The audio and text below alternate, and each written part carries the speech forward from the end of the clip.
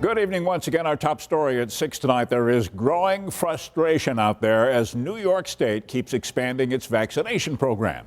So far, more than 140,000 New Yorkers have received their first dose of the vaccine for COVID-19. Another shipment of 260,000 doses of the vaccine are arriving this week.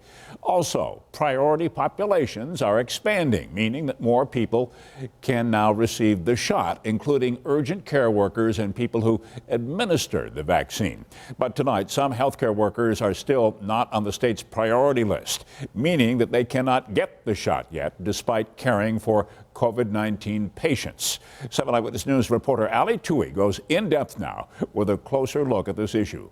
I think they have priorities, and we're not one of them. Frustration from Dent Neurological Institute's medical director, Dr. Laszlo Mechler, as he waits on word from the state on when his medical staff will be eligible to receive a COVID-19 vaccine. I know it's a difficult situation, and everybody's trying to do their best, but I think we should be on the map, and we should be, we meaning physicians who work in outpatient scenarios. Dent healthcare workers aren't considered frontline workers, so they're not eligible for the first vaccine doses from the state.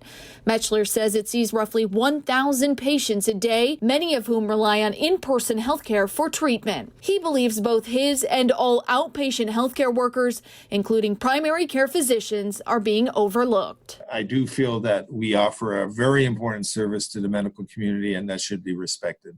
Dr. KERRY is a pediatrician and the CEO of Allied Physicians Group downstate. She says there's a lack of communication coming from the state. The vaccine is a scarce resource, but information shouldn't be. We don't want to be ahead of the first line workers in the hospitals, but we want to know that we're on the list. The latest guidance from the New York State Department of Health shows outpatient healthcare workers should be eligible for the vaccine on January 4th. But the guidance doesn't detail how they'll be handled. Instead, it says TBD, or to be determined. That's different from most other categories on the state's list, where it is clearly identified who is responsible for administering the shot. Among vaccine groups with a more definitive plan in place, coroners and funeral home workers.